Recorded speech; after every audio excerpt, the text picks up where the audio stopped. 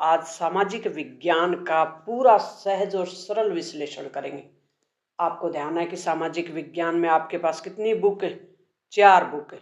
कौन कौन सी बुक है?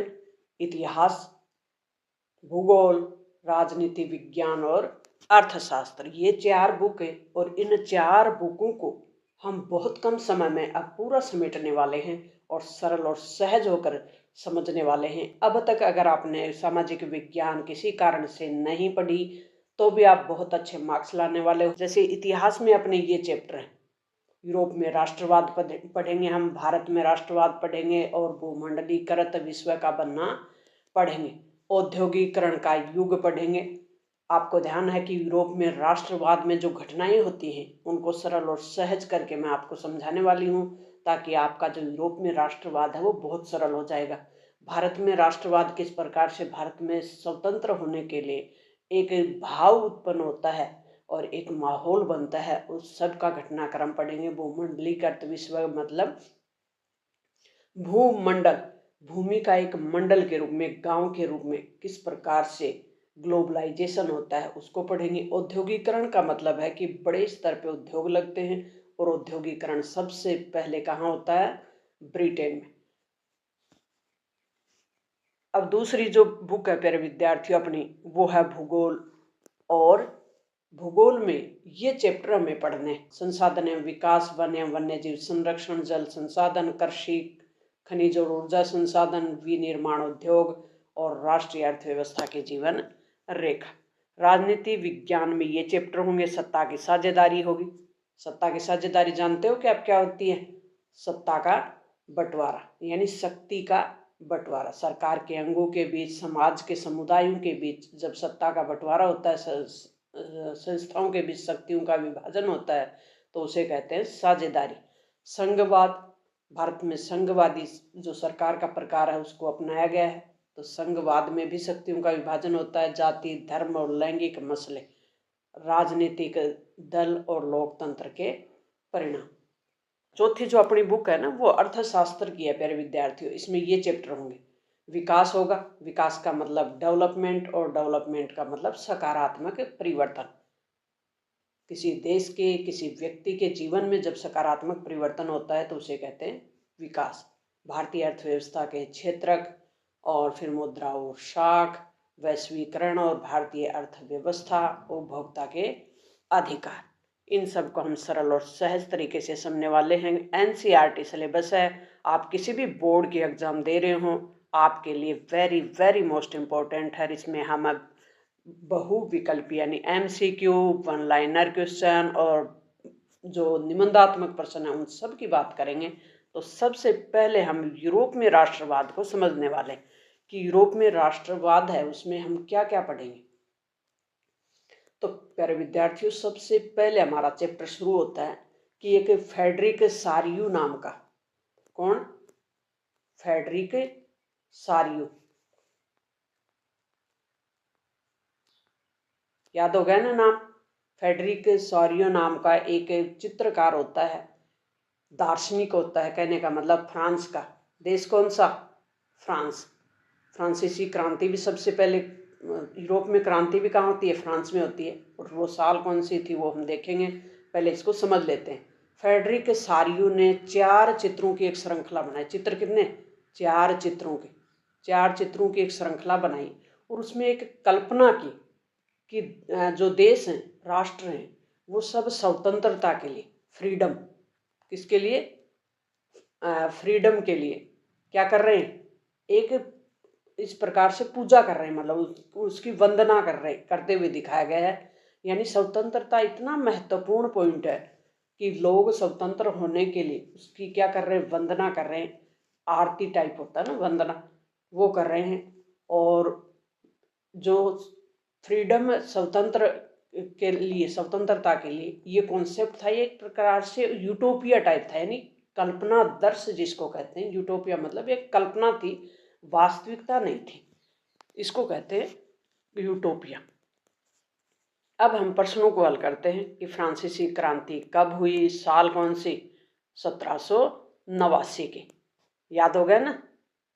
1789 89। फ्रांसीसी क्रांति के दौरान किस सिद्धांत पे बल दिया गया था? राष्ट्रवाद यानी नेशनलिज्म।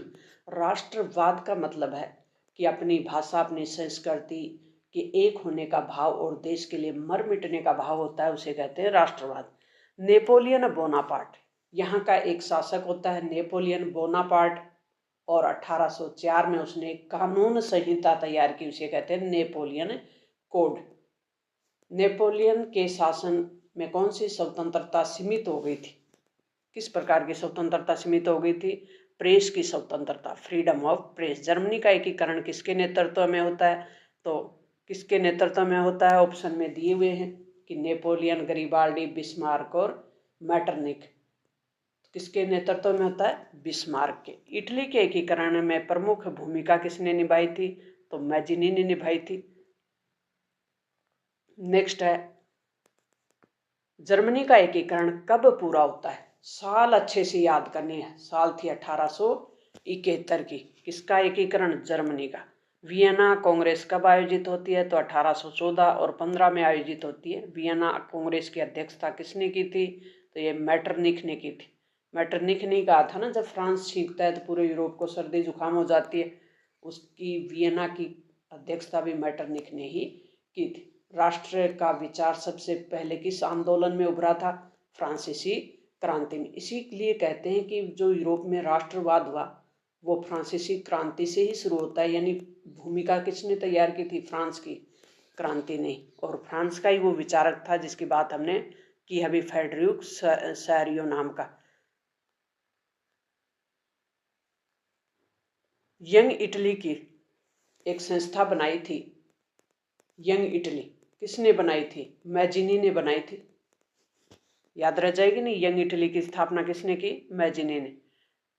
गोल्विनीकरण, एक जोल्विन संघ बना था, वो क्या था? जोल्विन संघ था कस्टम यूनियन। कुछ बच्चों को, अंग्रेजी जो मीडियम के बच्चे हैं उनको बहुत दिक्कत आ रही है, इसलिए ये हिंदी और अंग्रेजी दोनों फॉर्म में बनाया है, दोनों लैंग्वेज में बनाया है। कौन सा राष्ट्र 19वीं शताब्दी में एक राष्ट्र राज्य नहीं था, वो बताना है। जर्मनी। फ्रांस में लोगों का राष्ट्र विचार किसने पेश किया था? फ्रांस में लोगों का राष्ट्र जो विचार था वो फ्रांसीसी क्रांतिकारियों ने पेश किया था।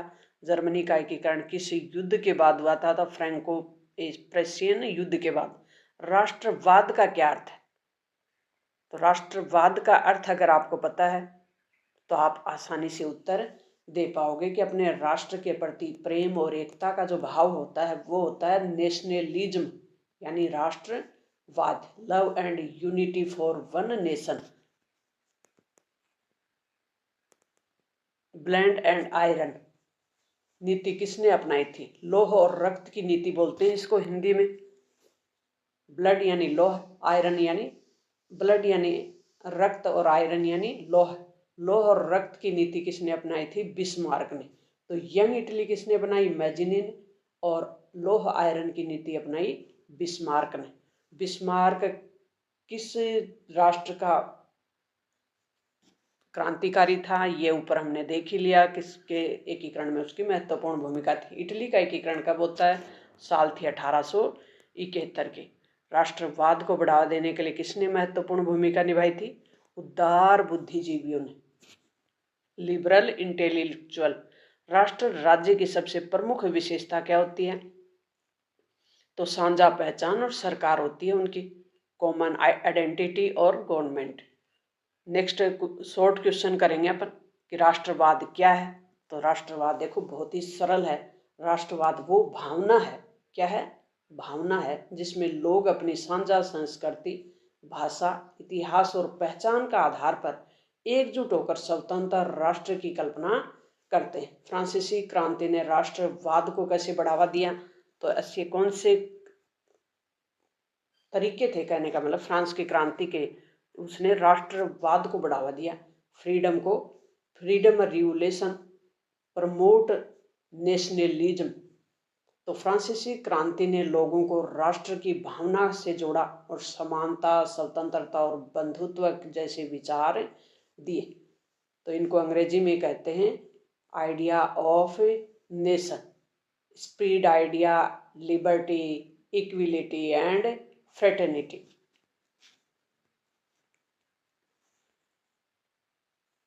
ला पैत्री या ले सीट्योन का क्या अर्थ है? इनका अर्थ है पितृभूमि और ले सीटियोन का मतलब है नागरिक। तो ये फ्रांसीसी क्रांति के समय इन शब्दों का यूज किया गया था। नेपोलियन कोड क्या है? 1804 में। साल कौन सी? 1804 की। नेपोलियन ने संपत्ति के अधिकार, कानूनों के सामने समानता, जन्म पे आधारित विशेष अधिकारों को खत्म करने की बात कही थी। उसे कहते हैं नेपोलियन कोड। जर्मनी का एकीकरण किसके नेतृत्व में हुआ था? तो ये ओटोमन बिस्मार्क के नेतृत्व में हुआ था और 1871 में बिस्मार्क ने लौह और रक्त की नीति अपनाई थी, याद है ना? इटली का एकीकरण कैसे हुआ? तो इटली के एकीकरण कई राज्यों को मिलाकर होता है, जिसमें मैजिनी, काबूर और गैरिबाल्डी तीन नेता, एम के जी, एम से मैजिनी, के से काबूर और जी से गैरिबाल्डी, इसमें तीन नेता होते हैं इटली के एकीकरण में, और इन नेताओं ने महत्वपूर्ण भूमिका निभाई। नेक्स्ट है वियना कांग्रेस का उद्देश्य क्या था? तो 1815 में हुई वियना कांग्रेस का उद्देश्य था शांति की स्थापना करना और नेपोलियन की पराजय के बाद पुराने शासकों को बहाल करना। ये था वियना कांग्रेस का उद्देश्य। साल थी 1815 की। मैजिनी कौन था? तो मैजिनी इटली का क्रांतिकारी था, जिसने यंग इटली नामक एक संस्था बनाई थी। जर्मनी जो एक कस्टम यूनियन था,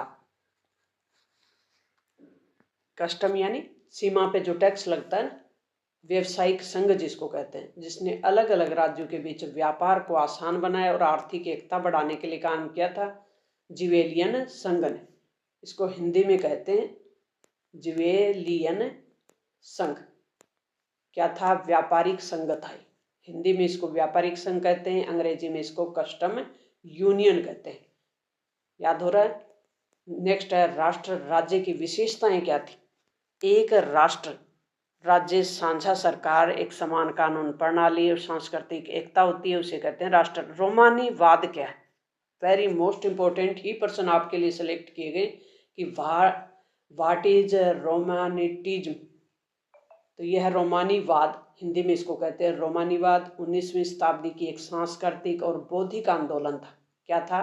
सांस्कृतिक बौद्धिक आंदोलन, जिसने तर्क और विज्ञान सोच की जगह विज्ञान, तर्क और जो कि वास्तविकता है उसकी जगह भावनाओं पे बल दिया, कल्पना पे बल दिया, व्यक्तिगत अनुभव पे बल दिया और प्रकृति की सुंदरता पे बल दिया। उसी को कहते हैं रोमानीवाद, यानी एक प्रकार का कल्पना दर्श। यह आंदोलन राष्ट्रवाद को बढ़ावा देने में महत्वपूर्ण रहा, क्योंकि इसमें लोक परंपराओं, लोक संगीत, लोक कथा और भाषा को महत्व दिया गया था। क्योंकि जो परंपराएं हैं उनके आधार पर लोग ज़्यादा इकट्ठे होते हैं, परंपराओं से लोग ज़्यादा जुड़ते हैं, संगीत से लोक जो संगीत होता है ना, लोकल संगीत, उससे ज़्यादा जुड़ते हैं, लोक कथाओं से लोग ज़्यादा एक होते हैं। तो ये एक ही तो करना था राष्ट्रवाद के लिए, सबको एक करना था। उसी को कहते हैं रोमानीवाद। कहने का मतलब सांस्कृतिक और बौद्धिक आंदोलन था, और यह आंदोलन कलाकार, कवि और लेखकों के माध्यम से राष्ट्र की भावना को जगाने का रहा था। ये आप इंग्लिश में इनको ऐसे लिख सकते हैं, तो इंग्लिश में भी तैयार किया गया। यूरोप में राष्ट्रवाद एक ऐसी राजनीतिक और सामाजिक विचारधारा थी जो 18वीं और 19वीं सदी में यूरोप में गहरा प्रभाव डाला। और ये विचार था कि एक राष्ट्र जिसमें साझा भाषा हो, साझा मतलब सबकी, संस्कृति हो, इतिहास हो, परंपरा हो, और एक एकीकृत स्वतंत्र और संप्रभु राज्य को संगठित होना चाहिए। वो तो मैंने बता ही दिया था कि फ्रेडरिक सोरियो ने किस प्रकार एक चार चित्र बनाए, स्वतंत्रता की इमेज की उसने, इमेजिन था ये, कहने का मतलब कल्पना थी, जिसको कहते हैं यूटोपिया। यूरोप में राष्ट्रवाद के दौरान प्रयुक्त प्रतीक कौन से थे? कौन से प्रतीकों का प्रयोग किया गया ये भाव जगाने के लिए, लोगों में एक होने के लिए? तो ये था, एक तो राष्ट्रीय ध्वज, झंडा जो गर्व का प्रतीक बनाया गया, एक राष्ट्रगान जो कि देश की एक पहचान और भावना को दर्शाने के लिए बनाया गया, एक राष्ट्र भाषा जो कि उनकी सांस्कृतिक एकता को दर्शाती थी, लोक परंपरा और लोक गीत जो कि फोल्क ट्रेडिशन होता है ना, फोल्क सॉन्ग होते हैं, इनके माध्यम से लोग ज़्यादा एक होते हैं। तो इनको रोमानी कला, राष्ट्रवाद की भावना को चित्रों और कलाकृतियों के माध्यम से प्रकट किया गया। स्त्री रूपी प्रतीक भी तैयार किए गए। स्त्री रूपी प्रतीक कैसे? जैसे फ्रांस की महिला को, जो कि मारियान, अच्छे से याद करना ये नाम आपको। मारियान कौन थी? फ्रांस की महिला प्रतीक थी, जो स्वतंत्रता गणराज्य का प्रतिनिधित्व कर रही थी। आगे बात ध्यान में, जर्मनी की प्रतीक जर्मेनिया थी, जिसके हाथ में तलवार, मुकुट और काले लाल सुंदर झंडे के साथ महिला के रूप में चित्रित किया गया था। वो कौन थी? जर्मेनिया। नेक्स्ट है ताज, संप्रभुता और स्वतंत्रता का प्रतीक बनाया गया था। जंजीरें, टूटती हुई जंजीरें स्वतंत्रता का प्रतीक के रूप में दिखाई गई, गुलामी दमन का प्रतीक के रूप में। तो टूटती हुई जंजीरें किसका प्रतीक थी? स्वतंत्रता की, आज़ादी की। खुले आकाश के नीचे खड़ी महिला किसका प्रतीक थी? नई शुरुआत और आज़ादी के प्रतीक के रूप में। तो इस प्रकार से राष्ट्रवाद की भावना को जागृत किया गया, उसे कहते हैं यूरोप में राष्ट्रवाद। और ये राष्ट्रवाद कहाँ से शुरू होता है? फ्रांस से। क्रांति थी 1789 की, यानी सबसे पहले क्रांति कहाँ होती है? फ्रांस की। फ्रांस में स्वतंत्रता, तर्क और गणराज्य की भावना का प्रतीक मारियान। कौन? मारियान। और जर्मेनिया, जर्मनी के एकीकरण की प्रतीक, सिर पे मुकुट और हाथ में तलवार। यूरोप में राष्ट्रवाद क्या था? ये तो हमने देख ही लिया कि यूरोप में राष्ट्रवाद क्या था। अब कुछ महत्वपूर्ण जो कि परीक्षा उपयोगी प्रश्न है वो करेंगे। इटली के एकीकरण में महत्वपूर्ण भूमिका किसने निभाई? ये लगभग प्रश्न अपन ने कर लिए हैं। नेपोलियन बोनापार्ट ने राष्ट्रवाद को कैसे बढ़ाया? मैटरनिक की क्या भूमिका थी? मैजिनी कौन था? यंग इटली संगठन बनाया था मैटरनिक ने। लॉन्ग क्वेश्चनों में यूरोप में राष्ट्रवाद के प्रमुख कारणों की व्याख्या कीजिए। तो ये है,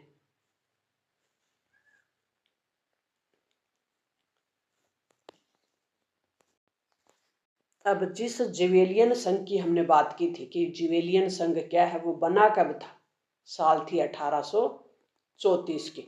जिवेलियन संघ एक कस्टम संघ था, व्यापारिक संघ था, कस्टम यूनियन था। यंग इटली आंदोलन की स्थापना किसने की थी वो बताना है। तब तो आप उत्तर दे सकते हो कि यंग इटली की स्थापना किसने की थी? मैजिनी ने की थी कि गैरिबाल्डी ने, काबूर। ये आपके अभ्यास के लिए प्रश्न है। ब्रिटेन में राष्ट्रवाद अन्य यूरोपीय देशों से भिन्न कैसे था? क्योंकि यूरोप में कोई भी रक्त नहीं बहा था, यानी शांतिपूर्ण तरीके से बदलाव हो गया था, इसलिए ब्रिटेन की जो क्रांति है वो अलग मानी जाती है, गौरवपूर्ण क्रांति मानी जाती है ब्रिटेन की। बाल्कन क्षेत्र को यूरोप का बारूद का ढेर क्यों कहा जाता है? बाल्कन क्षेत्र को क्या कारण थे? कि जातीय राजनीतिक तनाव और बाहरी हस्तक्षेप अधिक था वहाँ, इसलिए बाल्कन को यूरोप का बारूद का ढेर कहा गया था। नेक्स्ट है ज्वेलियन संघ क्या था? तो ये हमने देख ही लिया कि जर्मन राज्यों के आर्थिक एकीकरण के लिए स्थापित एक कस्टम यूनियन था।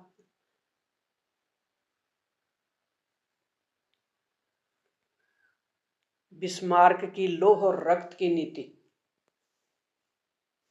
जर्मन एकीकरण में महत्वपूर्ण भूमिका कैसे निभाती है? साल थी 1860 की। और रक्त और लौह की नीति सबसे पहले आर्थिक सुधार यानी कस्टम यूनियन ज्वेलियन के माध्यम से पर्शिया को मजबूत किया गया। और 3 युद्ध डेनमार्क के साथ, ऑस्ट्रिया के और फ्रांस के खिलाफ लड़े गए। इस प्रकार से 1871 में फ्रैंकफर्ट में विलियम फर्स्ट को सम्राट घोषित कर आधुनिक जर्मनी का गठन किया गया था। बाल्कन क्षेत्र में राष्ट्रवादी तनाव के कारण बताने, क्या कारण थे वहाँ? बाल्कन क्षेत्रों में बारूद को ढेर कहा गया है ना यूरोप का, बाल्कन क्षेत्र को। तो वो क्या कारण था? तो वहाँ जातीय समूह थे, जैसे सर्ब हो गए, ग्रीक हो गए, रोमानिया ये हो गए। तो वो ओटोमन शासन की मुक्ति चाहते थे और ओटोमन साम्राज्य का पतन और राष्ट्रवादी विचारों का प्रसार इस क्षेत्र को अस्थिर बना रहा था। इसके अलावा बाहरी जो शक्तियां थी, जैसे रूस, ऑस्ट्रिया, हंगरी, अन्य देशों ने भी हस्तक्षेप कर क्षेत्रीय तनाव को और बढ़ा दिया था, जिसे इसे यूरोप का बारूद का ढेर कहा जाता है। ब्रिटेन में राष्ट्रवाद अन्य यूरोपीय देशों से अलग कैसे था? तो ब्रिटेन में राष्ट्रवाद बहुत ही शांतिपूर्ण तरीके से हुआ था, इसलिए ये अलग था। और यहाँ जातीय समूह जैसे संसद में सुधार, यूनियन एक्ट यानी कानूनों के माध्यम से बहुत ही शांतिपूर्ण तरीके से यहाँ यूनाइटेड किंगडम बनाया गया था 1707 में। तो यूनाइटेड किंगडम कब बना? 1707 में, और बिल्कुल शांतिपूर्ण तरीके से। इसलिए ब्रिटेन की क्रांति, ब्रिटेन का राष्ट्रवाद अन्य यूरोपीय देशों के राष्ट्रवाद से अलग है। तो हमने क्या क्या देख लिया कि यूरोप में राष्ट्रवाद किसका प्रतीक था, किस प्रकार से उनके प्रतीकों को देखा। Very very most important person, सभी को सिलेक्ट करके नेक्स्ट चैप्टर है अपना भारत में राष्ट्रवाद, nationalism in India, objective person करेंगे। भारत में भी राष्ट्रवाद किस प्रकार से होता है, देश की आज़ादी के लिए किस प्रकार से लोग एक हो जाते हैं, उससे संबंधित पर्सन। महात्मा गांधी दक्षिणी अफ्रीका से भारत कब आते हैं? साल थी 1915 की। महात्मा गांधी ने अपना पहला सत्याग्रह कहाँ किया था? चंपारण में। रोलट एक्ट कब पारित किया गया था? साल थी 1919 की। जलियांवाला बाग हत्याकांड कहाँ हुआ था? अमृतसर में। जलियांवाला बाग हत्याकांड का आदेश किसने दिया था? तो थे जनरल डायर। खिलाफत आंदोलन किससे संबंधित था? तुर्की के खलीफा से। असहयोग आंदोलन कब शुरू हुआ? तो यह था 1920। जनवरी 21 में असहयोग आंदोलन शुरू हो जाता है। साल थी 1920 की। नेक्स्ट है, असहयोग आंदोलन क्यों वापस लिया गया? तो ये चोरा चोरी हिंसा के कारण वापस ले लिया था। चोरा चोरी कांड किस राज्य में हुआ था? तो उत्तर प्रदेश में। गांधी जी ने स्वराज का क्या अर्थ बताया था? आत्मशासन, सेल्फ रूल। सविनय अवज्ञा आंदोलन कब हुआ? 1930। दांडी यात्रा कितने दिनों तक चली थी? 24 दिन तक। गांधी जी ने नमक कानून को किस आंदोलन में चुनौती दी थी? वो थी सविनय अवज्ञा आंदोलन। भारत छोड़ो आंदोलन कब शुरू हुआ? 1942। पूर्ण स्वराज का प्रस्ताव किस अधिवेशन में दिया था? लाहौर अधिवेशन 1929 में। प्यारे विद्यार्थियों, अपना एक पूरा मैराथन क्लास चल रही है और एक पूरी बुक है, उसको हम एक ही क्लास में समेट रहे हैं। भारतीय राष्ट्रीय कांग्रेस की स्थापना कब हुई थी? साल थी 1885 की। महात्मा गांधी ने किसे हरिजन कहा था? दलितों को। साइमन कमीशन का विरोध क्यों हुआ? क्योंकि इसमें कोई भी भारतीय सदस्य नहीं था। It had no Indian member, इसलिए इसका विरोध हुआ था। Simon commission. नेक्स्ट है, भारतीय राष्ट्रीय कांग्रेस के पहले अध्यक्ष कौन थे? WC बनर्जी। सरोजनी नायडू को किस नाम से जाना जाता था? तो ये इनको नाइटिंगेल ऑफ इंडिया के नाम से जाना जाता था। महात्मा गांधी ने असहयोग आंदोलन, जलियांवाला बाग हत्याकांड किस अधिनियम ने ब्रिटिश सरकार, किस अधिनियम के तहत ब्रिटिश सरकार ने भारत में बिना मुकदमा चलाए लोगों को जेल में बंद करने का अधिकार दे दिया था? वो कौन सा था? Rowlatt act. नेक्स्ट है, असहयोग आंदोलन। असहयोग आंदोलन का प्रमुख कारण ये था रोलट एक्ट। असहयोग आंदोलन को किस कारण से स्थगित किया गया था? तो ये किया गया था चोरा चोरी कांड, जो कि 1922 में उत्तर प्रदेश के चोरा चोरी नामक जगह पे एक जो पुलिस थाना था उसमें आग लगा दी जाती है। और गांधी जी नहीं चाहते थे कि आंदोलन हिंसक बने। हिंसक मतलब तोड़ फोड़,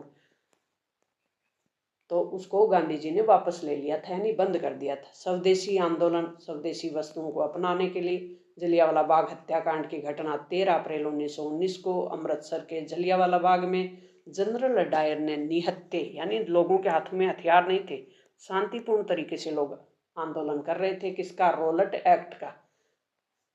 और इस घटना ने झकझोर कर रख दिया और गांधी जी इस घटना से और भी अधिक नाराज हो गए थे। असहयोग आंदोलन के 3 प्रमुख कार्यक्रम कौन से थे? तो स्कूल, कॉलेज, जो भी सरकारी स्कूल थे, कॉलेज थे, उनका बहिष्कार कर दिया कि हमारे सरकार के जो भी कॉलेज हैं, स्कूल, उनमें नहीं जाएंगे।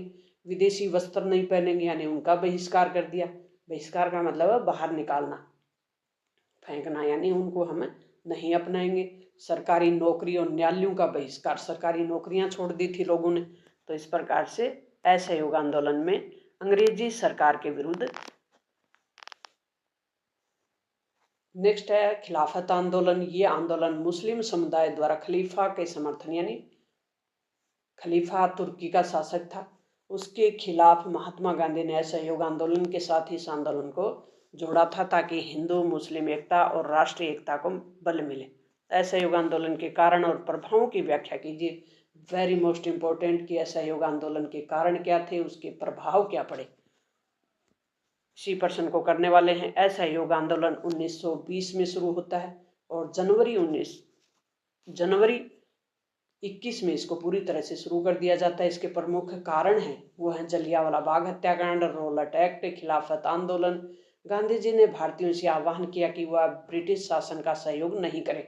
उन्होंने सरकारी नौकरियों, स्कूल, कॉलेज, विदेशी वस्तुएं और इन सब का बहिष्कार कर दिया। ये आंदोलन पूरे देश में फैल गया और लोगों ने स्वदेशी वस्त्रों को अपनाया, विदेशी वस्त्रों को जला दिया। लेकिन 1922 में चोरा चोरी घटना के कारण गांधी जी ने असहयोग आंदोलन को स्थगित कर दिया और भारत की आज़ादी की दिशा में ये पहला और महत्वपूर्ण कदम था, एक महत्वपूर्ण कदम साबित होता है। Next person Gandhi ji. Rowlatt act किस साल पारित हुआ? साल थी 1919 की और जलियांवाला 13 अप्रैल 1919। असहयोग आंदोलन किसके नेतृत्व में? तो गांधी जी के। असहयोग आंदोलन किस कारण स्थगित हुआ? देख ही लिया, खलीफा के विरुद्ध चला जा रहा आंदोलन था खिलाफत आंदोलन। खलीफा के समर्थन में, खलीफा कहाँ का शासक था? तुर्की का। और खलीफा के समर्थन में चलाया जा रहा था आंदोलन, वो था खलीफा। और चला रहे थे अली बंधु, भारत में अली बंधु चला रहे थे। और गांधी जी ने इसको असहयोग आंदोलन के साथ शामिल कर लिया था ताकि हिंदू, मुस्लिम और राष्ट्रीय एकता का एक मैसेज जाए। स्वराज का अर्थ गांधी जी ने आत्मशासन, आत्मनिर्भरता का शासन। गांधी इरविन समझौता साल थी 1931 की। नमक कानून किसके विरोध में दांडी यात्रा की गई थी? तो नमक कर के यानी टैक्स के। दांडी यात्रा की शुरुआत कहाँ से? साबरमती आश्रम से की गई थी। साबरमती कहाँ है? गुजरात में।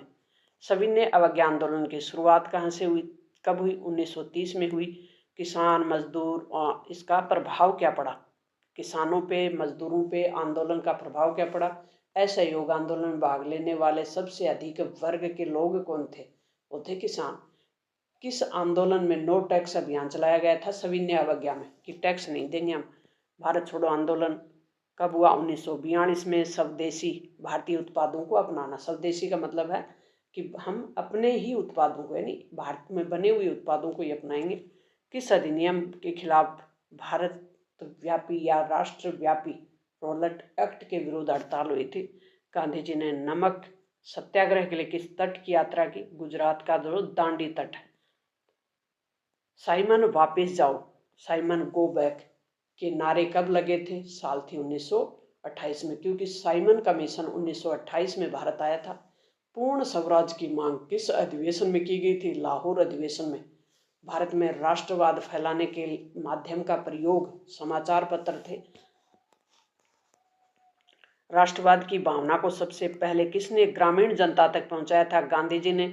सविनय अवज्ञा आंदोलन का अर्थ देखेंगे तो यह आंदोलन सविनय अवज्ञा यानी सिविल डिसओबीडियंस मूवमेंट, यानी सविनय विनय पूर्वक हम कानूनों का विरोध करेंगे, आंदोलन पर कोई हिंसा नहीं करेंगे। कहने का मतलब 1930 में किया। ये एक अहिंसक आंदोलन था जिसका उद्देश्य ब्रिटिश सरकार के अन्यायपूर्ण कानूनों का शांतिपूर्ण ढंग से विरोध करना था। इसका अर्थ ये है।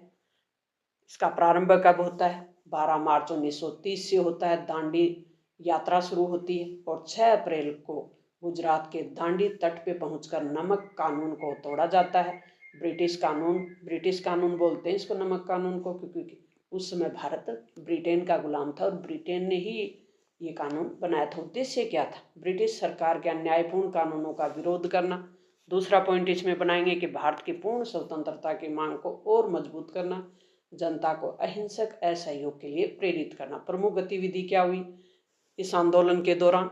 नमक कानून का उल्लंघन किया। किसका किया? नमक कानून का। करों को, जैसे नमक कर, भूमि कर को भी इसमें, नमक कर तो मैन था ही, भूमि कर को भी इसमें शामिल कर लिया, उसका बहिष्कार कर दिया। विदेशी वस्तुओं, शराब का बहिष्कार किया।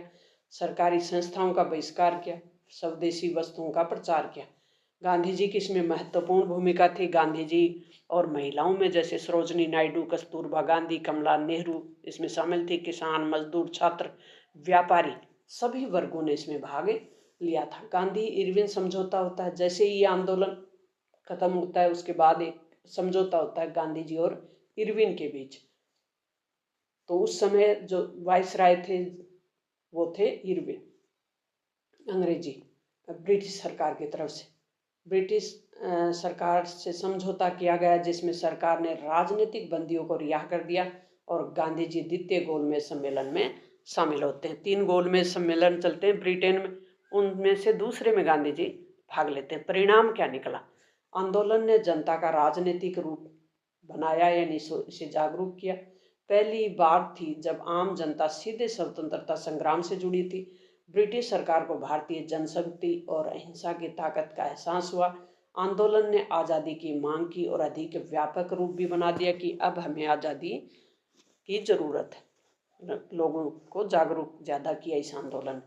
महत्वपूर्ण तथ्य, यानी 12 मार्च 1930 को दांडी यात्रा, 6 अप्रैल को ये पहुंची, 1931 को गांधी इरविन समझौता हुआ और अहिंसक ढंग से कानूनों का उल्लंघन किया गया। इससे संबंधित महत्वपूर्ण प्रश्न जो कि बोर्ड के उपयोगी हैं, और उन प्रश्नों को आप अच्छे से देख सकते हैं कि भारत में राष्ट्रवाद के उदय के प्रमुख कारण क्या थे। तो भारत में राष्ट्रवाद का उदय क्यों हुआ? इसके उदय के प्रमुख कारण थे सामाजिक, राजनीतिक, आर्थिक और सांस्कृतिक क्षेत्रों से जुड़े हुए। इसमें ब्रिटिश शासन की पहली नीतियां, इनको क्रमबद्ध करेंगे, पॉइंट बनाएंगे कि ब्रिटिश शासन की कुछ ऐसी नीतियां थी जिससे लोग बहुत नाराज थे, यानी इनकी शोषणकारी और आर्थिक नीतियां थी जिसके कारण जनता नाराज थी। तो ब्रिटिश शासन की नीतियां, भेदभावपूर्ण प्रशासन, ब्रिटिश सरकार भारतीयों से ऊंचा अपने अधिकारियों को मानते थे, तो इसलिए भारतीय जो नागरिक थे, जो अधिकारी थे, उनमें असंतोष था। प्रशासनिक एकीकरण। नेक्स्ट है पश्चिमी शिक्षा, भी लोगों तक पहुंचनी शुरू हो गई थी, और आधुनिक सोच, जैसे राजा राम मोहन राय, ईश्वरचंद विद्यासागर, दयानंद सरस्वती जैसे समाज सुधारकों ने भी समाज को जागरूक किया और स्वतंत्रता की अलख जगाई, यानी राष्ट्रवाद की अलख जगाई। भारतीय प्रेस और साहित्य ने भी अपना योगदान दिया, जैसे समाचार पत्र, पत्रिकाएं, साहित्य ने राष्ट्रवाद को व्यापक जन समर्थन दिया। जैसे केसरी बाल गंगाधर तिलक निकालते थे, अमर उजाला, हिंदू आदि। भारतीय राष्ट्रीय कांग्रेस की स्थापना 1885 में एक मंच मिला जहां भारतीय नेता अपने विचार रखते थे। धीरे धीरे कांग्रेस एक राष्ट्रवादी आंदोलन शुरू कर देती है। आर्थिक बहाली और सांस्कृतिक पुनर्जागरण का भी इसमें बहुत बड़ा रोल था। भारत के गौरवशाली जो भी अतीत है, संस्कृति है, उनकी जानकारी लोगों तक पहुंची और गौरव गाथाएं सुनाई गई लोगों को, जिसमें स्वामी विवेकानंद, बंकिम चंद्र चट्टोपाध्याय, इन्होंने भी जो कि वंदे मातरम लिखा, रविंद्रनाथ टैगोर जैसे विचारकों का इसमें महत्वपूर्ण योगदान था। कुछ घटनाएं भी हुई, जैसे 1857 का विद्रोह भी पहली क्रांति के रूप में सामने आया था, लोग एकजुट हुए। और बंगाल में विभाजन भी उस समय, फूट डालो राज करो की नीति के कारण राष्ट्रवाद जो है वो और ज़्यादा तीव्र हो जाता है।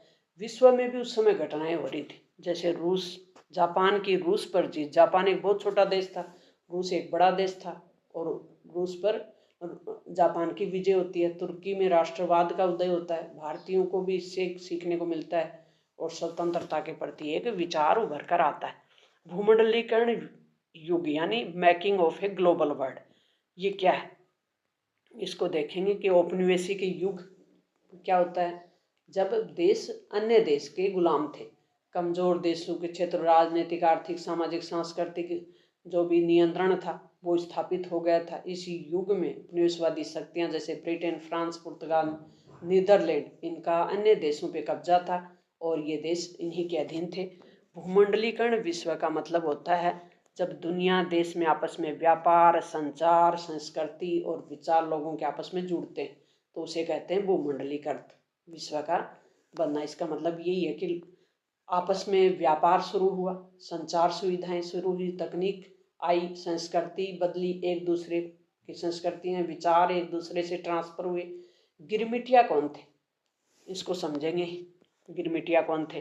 तो गिरमिटिया एक अग्रीमेंट था, एक प्रकार का कानून था जो ब्रिटिश सरकार लेके आई थी और भारत से हजारों मजदूरों को अनुबंधित श्रमिक, कॉन्ट्रैक्ट लेबर के रूप में अन्य देशों में जैसे गन्ना, चाय और अन्य बागानों में काम करने के लिए दक्षिणी Africa, Fiji, Mauritius, Trinidad, Suriname आदि देशों में भेजे गए थे और इसी को कहते हैं गिरमिटिया कानून, और इस कानून के तहत जो मजदूर भेजे गए उन मजदूरों को कहा गया, अनुबंधित श्रमिकों को कहा गया गिरमिटिया श्रमिक। याद हो गया। और इन मजदूरों को एक अनुबंध पे हस्ताक्षर करके भेज दिया जाता था 3 से 5 साल के लिए, और ये विभिन्न करने की शर्त होती थी काम करने की। बेहद कठिन परिस्थितियों में इन मजदूरों को वहाँ भेजा जाता था और बहुत कम मजदूरी दी जाती थी, यानी एक प्रकार से इनके साथ अत्याचार होता था।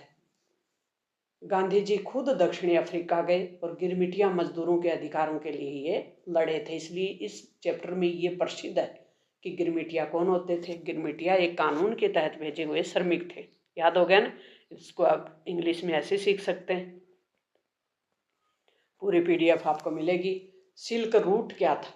सिल्क रूट रेशम मार्ग, सिल्क को अंग्रेजी में कहते हैं और इसको हिंदी में कहते हैं रेशम। तो जिस मार्ग से, जिस प्राचीन मार्ग से या प्राचीन व्यापार मार्ग से चीन की जो रेशम है, एशिया की, कहने का मतलब चीन है एशिया में, और ये यूरोप और अफ्रीका के विभिन्न हिस्सों में जाता था, उसी को रेशम मार्ग कहा गया। तो ये यूरोप तक जाता था। ये मार्ग व्यापार का एक प्रमुख प्रसिद्ध मार्ग था, इसलिए इसको रेशम मार्ग कहा गया। कहाँ से गुजरता था? चीन, भारत, मध्य एशिया, फारस, अरब देश, यूरोप। किन वस्तुओं का व्यापार होता था? एक तो सिल्क जो कि रेशम, मसाले भी जाते थे, चाय भी जाती थी, कीमती पत्थर भी जाते थे, चीनी मिट्टी भी जाती थी, और कागज और हथियार भी जाते थे। इस मार्ग का महत्व क्या था? इससे व्यापार के साथ साथ संस्कृति, धर्म, जैसे बौद्ध धर्म फैला, विचार और तकनीक का आदान प्रदान हुआ, विचार भी ट्रांसफर हुए। ये पूर्व और पश्चिम के बीच संपर्क का प्रमुख माध्यम है। पूर्व यानी एशिया, पश्चिम यानी यूरोप तक के बीच का एक प्रमुख मार्ग था। इसको इंग्लिश में ऐसे सीख सकते हैं प्यारे विद्यार्थियों। इंग्लिश में भी साथ साथ है, क्योंकि इंग्लिश के बच्चों को बहुत दिक्कत होती है। प्रारंभिक वैश्विक दुनिया का निर्माण 19वीं सदी में, इसमें हम ये पॉइंट पढ़ेंगे। सिल्क रूट का मुख्य किस लिए प्रसिद्ध था, यानी सिल्क रूट किसके लिए प्रसिद्ध था? चीनी रेशम और मसालों के लिए। कोलंबस ने अमेरिका की खोज कब की? 1492 में। त्रिकोणीय व्यापार किन क्षेत्रों में होता था? अफ्रीका, अमेरिका और यूरोप के बीच। किस फसल ने आयरलैंड में भयंकर अकाल का कारण बनी थी? आलू। आलू की फसल आयरलैंड में भयंकर अकाल का कारण बन गई थी। औपनिवेशिक भारत में कौन सी फसल क्रैश क्रॉप मानी जाती है? कपास। आयरलैंड में 1840 में, साल थी 1840 की, अकाल क्यों पड़ा? क्योंकि आलू की फसल बर्बाद हो गई थी, जिससे भयंकर भूखमरी फैली और लाखों लोग भूख से मर गए और पलायन कर भी गए। 19वीं पलायन का मतलब होता है उस जगह को छोड़ के चले जाना। 19वीं सदी में भारत में किस उद्योग को नुकसान हुआ? तो भारत में कपड़े उद्योग को बहुत नुकसान हुआ। क्यों? क्योंकि ब्रिटेन में मशीनें लग गई थी और बड़े स्तर पे कपड़े वहाँ से आयात होने लग गए थे, बने बनाए। वैश्विक अर्थव्यवस्था के विकास में औपनिवेशिक देशों की भूमिका थी। तो औपनिवेशिक जिसके अंडर में थे। रेशम मार्ग किन वस्तुओं के व्यापार के लिए प्रसिद्ध था? तो ये रेशम से ही संबंधित था।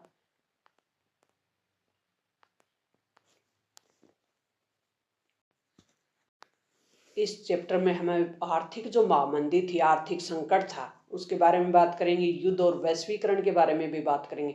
महामंदी कब आई? 1929 और 30 में। 1929 और 30 में महामंदी, जिसको कहते हैं ग्रेट डिप्रेशन अंग्रेजी में। महामंदी का सबसे बड़ा प्रभाव किस पे पड़ा? कृषि और किसानों पे। सबसे ज़्यादा कृषि और किसान इससे प्रभावित हुए महामंदी से, और देशों में सबसे ज़्यादा अमेरिका प्रभावित हुआ। देशों में वैसे सभी देशों पे असर पड़ा, लेकिन सबसे ज़्यादा प्रभावित हुआ अमेरिका। पहले विश्व युद्ध के बाद भारत के किसानों पे क्या प्रभाव पड़े?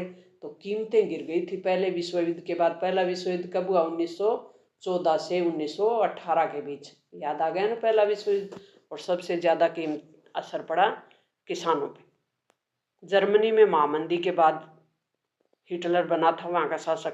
ब्रेटन वुड्स सम्मेलन होता है 1944 में। ब्रेटन वुड्स में कौन सी संस्थाएं बनती? IMF और विश्व बैंक। IMF का उद्देश्य क्या था?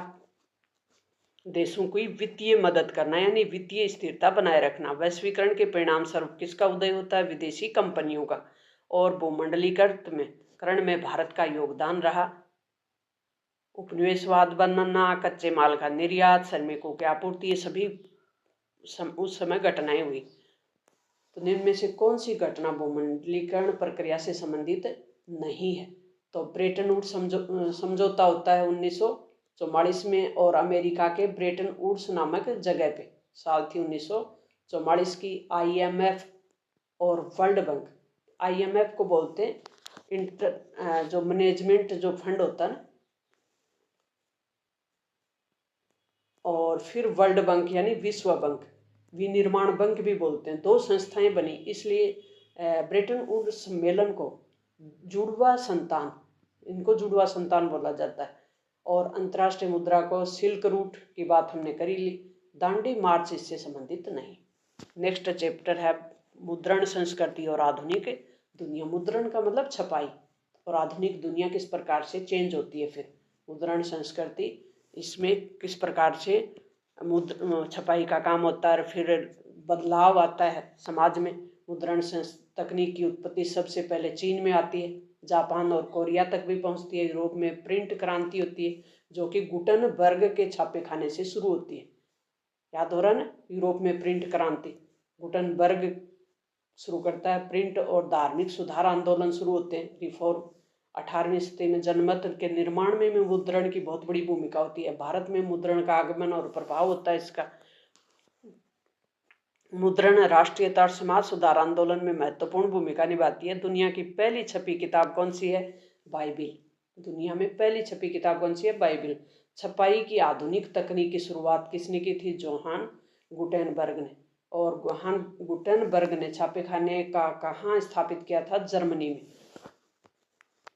यूरोप में, जर्मनी में। और महाद्वीप की बात करें तो यूरोप। प्रिंटिंग प्रेस का यूरोप में धार्मिक आंदोलन पे क्या प्रभाव पड़ा था? तो सुधार आंदोलन शुरू हुए थे इससे।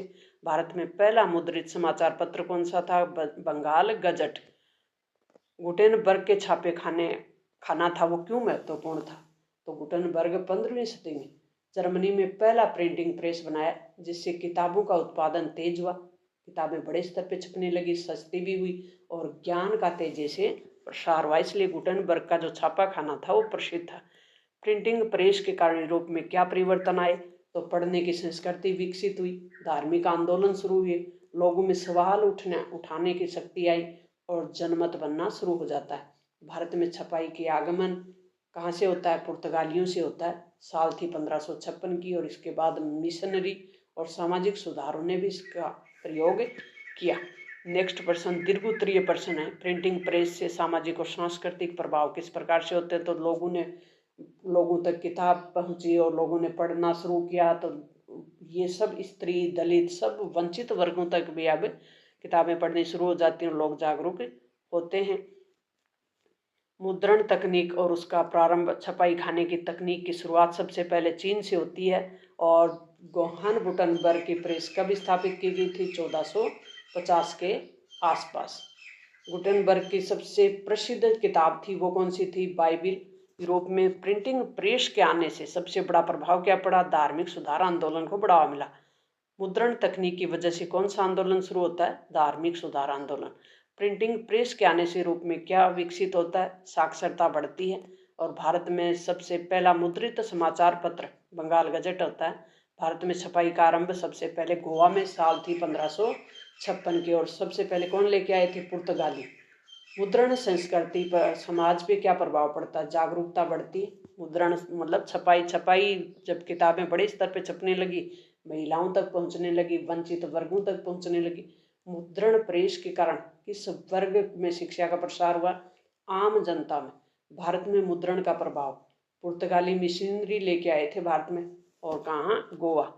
प्रिंटिंग प्रेस का उपयोग किस क्षेत्र में सबसे पहले हुआ? धर्म के क्षेत्र में सबसे पहले हुआ था। जागरूकता और प्रसार बढ़ी। किसने केसरी और मराठा जैसे समाचार पत्र निकाले थे? बाल गंगाधर तिलक ने। 19वीं सदी भारत में किस विषय पर पत्रिकाओं में बहस हुई? सामाजिक सुधार पे हुई। और प्रिंटिंग प्रेस यानी मुद्रण प्रेस ने किस आंदोलन को गति दी? असहयोग आंदोलन भी, भारतीय राष्ट्रीय कांग्रेस की स्थापना, सामाजिक सुधार आंदोलन, उपरोक्त सभी को मदद मिली। किसने भारत में पहली हिंदी की छपाई शुरू की थी? भारतेंदु हरिश्चंद्र ने। हिंदी की छपाई सबसे पहले भारतेंदु हरिश्चंद्र ने की थी। मुद्रण संस्कृति से जुड़ी संस्था भारत में स्थापित हुई, प्रेस परिषद। मुद्रण तकनीक की उपलब्धि कौन सी सामाजिक समस्या, अशिक्षा को दूर किया। मुद्रण संस्कृति ने किस वर्ग को सशक्त किया? महिला और वंचित वर्ग को। कैलियोग्राफी क्या है? कैलियोग्राफी सुंदर, सौंदर्यपूर्ण और कलात्मक ढंग से अक्षरों को लिखने की जो कला होती है उसको कहते हैं कैलियोग्राफी। याद हो गया ना? सुंदर लिखने की कला को कहते हैं कैलियोग्राफी, जिसमें सजावटी कला कहने का मतलब। अब हमारी बुक भूगोल शुरू हो जाती है और भूगोल का पहला चैप्टर संसाधन और विकास। संसाधन क्या होते हैं? वे साधन जो मानव आवश्यकताओं की पूर्ति करते हैं उन्हें कहते हैं संसाधन। दूसरे चैप्टर में हम पढ़ेंगे वन्य जीव, जो वनों में रहते हैं उन जीव और उन जीवों के लिए कब कब क्या अधिनियम बने, कब कैसे उनको बचाया जाए। जल संसाधन, संसाधन क्या है? जल संसाधन यानी पानी, रिसोर्स, वाटर रिसोर्स। कृषि, एग्रीकल्चर, खनिज और ऊर्जा संसाधन, ये मैप से संबंधित है। विनिर्माण उद्योग, मैन्युफैक्चरिंग इंडस्ट्री से संबंधित है। बहुत सरल चैप्टर है प्यारे विद्यार्थियों। संसाधन वे वस्तुएं हैं जो मानव की आवश्यकताओं को पूरा करें। अब संसाधनों के प्रकार देखेंगे इसमें उत्पत्ति के आधार पर, जैविक और अजैविक। जैविक का मतलब जिसमें जीवन हो, बायोटिक रिसोर्स, वनस्पति, पशु और मनुष्य। अजैविक हो गए जैसे जल हो गया, हवा हो गया, खनिज हो गया, धातुएं हो गई, जिसमें जीवन नहीं हो, वो अजैविक हो गए। नवीकरण के आधार पे, नवीकरणीय संसाधन और अनवीकरणीय संसाधन। बच्चे परीक्षा में क्या करते हैं? नवीकरणीय को अनवीकरणीय और नवीकरणीय को अनवीकरण, इस प्रकार से आपस में मिला देते हैं। रिन्यूएबल यानी जिनको दोबारा बना सके, जैसे सौर ऊर्जा, पवन ऊर्जा और जल ऊर्जा। वन, ये कभी भी खत्म नहीं होंगे। वन और लगा देंगे, पेड़ कट गए तो और लगा देंगे।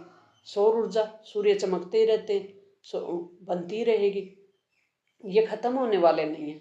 लेकिन अनवीकरणीय ही वो खत्म होने वाले हैं, जो नॉन लग गया जिसके साथ, जैसे कोयला, पेट्रोलियम, प्राकृतिक गैस, खनिज, ये धरती के नीचे हैं और इनको बनने में बहुत साल लगते हैं और ये बहुत सीमित मात्रा में, इसलिए ये नॉन रिन्यूएबल है। कहने का मतलब प्रयोग की अवस्था के आधार पे संभाव्य, जो ज्ञात हों लेकिन उपयोग में नहीं लाए। विकसित, जो पूरी तरह से सर्वेक्षण उपयोग योग्य हैं। और भंडारित और आरक्षित, स्वामित्व के आधार पे व्यक्तिगत, सामुदायिक, राष्ट्रीय और अंतर्राष्ट्रीय। तो संसाधनों का अगर हम अंधाधुंध उपयोग करेंगे तो पर्यावरण संकट उत्पन्न होगा। सतत डेवलपमेंट क्या होता है? Sustainable development. तो आज की जरूरत पूरी करते हुए हम भविष्य की जरूरतों को सुरक्षित रखेंगे तो वो होगा सस्टेनेबल यानी सतत विकास। भारत में संसाधनों का असमान वितरण है, जैसे हर जगह समान नहीं है। भूमि क्षरण के निम्नीकरण के कारण क्या है? जैसे कटाव हो गया, वनों की कटाई हो गई, अति चराई हो गई, ये सब भूमि निम्नीकरण के कारण है। यानी भूमि निम्नीकरण का मतलब है, इसको कॉन्सेप्ट को क्लियर करते हुए, यानी रटे नहीं, कॉन्सेप्ट क्लियर करें। भूमि निम्नीकरण का मतलब क्या है? भूमि की उपजाऊपन कम हो जाए, उसको कहते हैं। जैसे मिट्टी कई प्रकार, जलोढ़, काली, लाल, लेटेराइट, मरुस्थली, पहाड़ी, ये मिट्टियाँ। मृदा संरक्षण के उपाय, जैसे टेरिस खेती करें, वृक्षारोपण करें, मल्चिंग करें, तो मृदा संरक्षण को हम रोक सकते हैं। तो संसाधनों का सबसे उपयुक्त उदाहरण कौन सा है? तो इसके आधार पर ये ऑब्जेक्टिव क्वेश्चन आंसर तैयार किए गए। सतत विकास को पढ़ेंगे हम। सतत विकास जो प्रश्न है ऊपर देख लिया वैसे तो हमने, वह विकास है जो वर्तमान की जरूरतों को पूरा करते हुए भविष्य की पीढ़ियों के लिए संसाधनों को नुकसान न पहुंचाएं, यानी उन पीढ़ियों के लिए, आने वाली पीढ़ियों को लिए भी बचा रहे। इस कॉन्सेप्ट के साथ काम करें, विकास करें। संसाधनों का वर्गीकरण कर ही लिया। मिट्टी के संसारण, वनों की कटाई, काली मिट्टी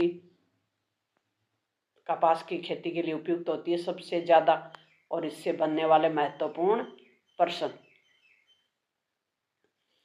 IUN क्या है? तो international union for conservation of nature, प्रकृति को बचाने के लिए अंतर्राष्ट्रीय स्तर की एक संस्था है, उसको कहते हैं IUCN। जैव विविधता, जीवों की विभिन्न प्रजातियों की विविधता को कहते हैं जैव विविधता। भारत में टाइगर रिजर्व के लिए 1973 में एक वन्य जीव अभ्यारण्य का नाम बताना है तो आप सरिस्का अभ्यारण्य लिख सकते हैं। वन संसाधन का संरक्षण क्यों आवश्यक है? वनों से हमें ईंधन मिलता है, चारा मिलता है, लकड़ी मिलती है, औषधियाँ मिलती है। इनको नहीं बचाएंगे तो फिर ये कहाँ से आएंगी? तो वनों में मृदा अपरदन भी रुकता है, जलवायु का संतुलन भी बनता है, तो इसके लिए जरूरी है। चिपको आंदोलन 1970 के दशक में चला था और वनों को बचाने के लिए चला था। पेड़ों से चिपक के पेड़ों को बचाया गया था। सुंदरलाल बहुगुणा ने इसका नेतृत्व किया था।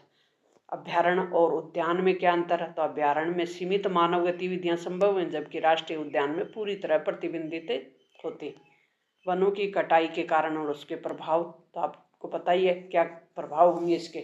तो जैव विविधता संकट में आ जाएगी, वर्षा कम होगी, मिट्टी का जो क्षरण है, कटाव है, वो बढ़ जाएगा और आदिवासी लोगों के समुदायों की जो जीविका है वो भी प्रभावित हो जाएगी। और वनों की कटाई होती किससे है? कृषि के विस्तार से, खनन से, बांध बनाने से, नगरीकरण से। प्रोजेक्ट टाइगर यानी बांधों की घटती हुई संख्या को रोकने के लिए चलाया गया था। साल थी 1973 के। वन और वन्य जीव संरक्षण। वनों को खतरा क्यों है? वनों की अंधाधुंध कटाई के कारण। अधिक वृक्षारोपण करें, अंधाधुंध कटाई पर रोक लगाएं तो वन बच जाएंगे। जंगलों की आग पे रोक लगाएं, अवैध शिकार पे रोक लगाएं, लोगों को जागरूक करें तो वन और वन्य जीव दोनों बच जाएंगे। विलुप्त प्रजातियां कौन सी होती हैं? विलुप्त प्रजातियां वे प्रजातियां जो समाप्त हो चुकी, यानी वह धरती पर अब जीवित नहीं है, उनको कहते हैं विलुप्त। जैसे डोडा पक्षी हो गए, भारतीय एशियाई चीता हो गया जो कि 1952 में विलुप्त घोषित हो गया था। पिंक हेडेड गुलाबी सिर वाली बतख हो गई, ये सब विलुप्त है। संकटग्रस्त यानी इन पे संकट है, अगर अभी ध्यान नहीं दिया तो ये भविष्य में ये भी क्या हो जाएंगी? विलुप्त हो जाएंगी। बंगाल टाइगर है, हाथी है, गंगा नदी की डॉल्फिन है, सिंहमृग है, हिम्मत तेंदुआ है। और इसके लिए काम कौन करता है? IUCN करती है, international union of conservation nature. ये करता है दुनिया की जीव प्रजातियों की सुरक्षा के लिए। श्रेणियों में विभाजित कर रखा है इसने। भारत की प्रमुख राष्ट्रीय उद्यान कार्बेट उत्तराखंड में है, बांधवगढ़ मध्य प्रदेश में, काजीरंगा असम में है, सुंदरवन पश्चिम बंगाल में, रणथंभौर राजस्थान में। रिजर्व के लिए वन्य जीव और वन्य जीव संसाधन, जैव विविधता तो हमने देख ही लिया। भिन्न प्रकार के जीवों की चिपको आंदोलन, ये इस एग्जाम से पहले पढ़ने के लिए महत्वपूर्ण फैक्ट भी आपके सामने हैं। और जैव संसाधन जीवों का संरक्षण करने के लिए संविधान का अनुच्छेद 48 पर्यावरण और वन संरक्षण की बात करता है, यानी पर्यावरण की बात हमारा संविधान भी करता है। और इसमें सुंदरवन पश्चिम बंगाल में, कॉर्बेट उत्तराखंड में। ये एग्जाम से पहले याद करने वाले फैक्ट आपके लिए तैयार किए गए।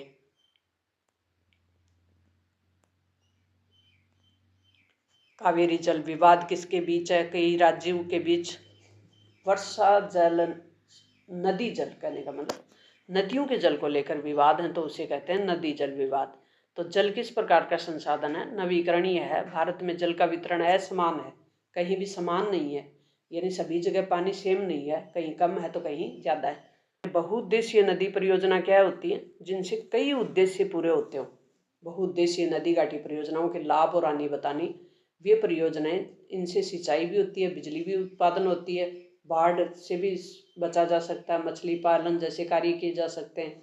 लेकिन इनके निर्माण से लोगों में विस्थापन होता है, पारिस्थितिकी तंत्र को हानि होती है, सामाजिक असंतुलन होता है और ऐसी समस्याएं उत्पन्न होने से सरदार सरोवर बांध से हजारों लोग विस्थापित हुए हैं और वहाँ विरोध हो रहा है। इसलिए इन बहुउद्देशीय नदी घाटी परियोजनाओं, जिनको पंडित जवाहरलाल नेहरू ने भारत के मंदिर कहा था, इतनी महत्वपूर्ण है ये।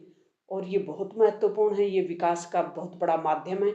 और बहुउद्देशीय यानी इनसे बहुत से उद्देश्य पूरे होते हैं, लेकिन फिर भी यहाँ से लोगों को हटाना पड़ता है, इसलिए विरोध होता है। पारिस्थितिकी तंत्र प्रभावित होता है, यानी यहाँ से पेड़ पौधों को काटा जाता है, साफ की जाती है भूमि को, तब विकास का रास्ता साफ होता है।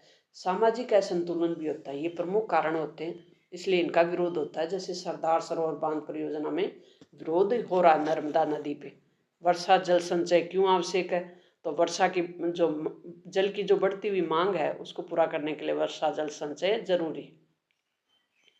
जल संरक्षण तो हम कर ही लेंगे कि जल संरक्षण कैसे करें, बहुत सरल है। तो वर्षा जल को संचय करें यानी बचाएं, बूंद बूंद जल से सिंचाई करें, परंपरागत जल संसाधनों का पुनरुद्धार, जैसे पहले के बने हुए हैं ना नदी नाले, अपने गांव में जोड़ बने हुए थे, उनको और खुदाई कर दें, पुनरुद्धार कर दें, कहने का मतलब पुनरुद्धार कर दें, उनका जन जागरूकता बढ़ा दें, ताकि हर इंसान पानी को इकट्ठा करे, घरों में, चाहे स्कूलों में, चाहे कॉलेजों में, उद्योगों में, हर जगह पानी को इकट्ठा करें। जल ही जीवन है, ये नारा हर जगह चलाएं और जागरूकता बढ़ाएं। नेक्स्ट प्रश्न कृषि का है, इंग्लिश और हिंदी दोनों माध्यमों में है। भारत एक कृषि प्रधान देश है, लगभग 60% लोग कृषि पे निर्भर हैं। कृषि कई प्रकार की होती है, कृषि के प्रकार कई होते हैं, रबी की फसल, खरीफ की फसल, जायद, कृषि चुनौतियां। तो इससे संबंधित ये MCQ क्वेश्चन।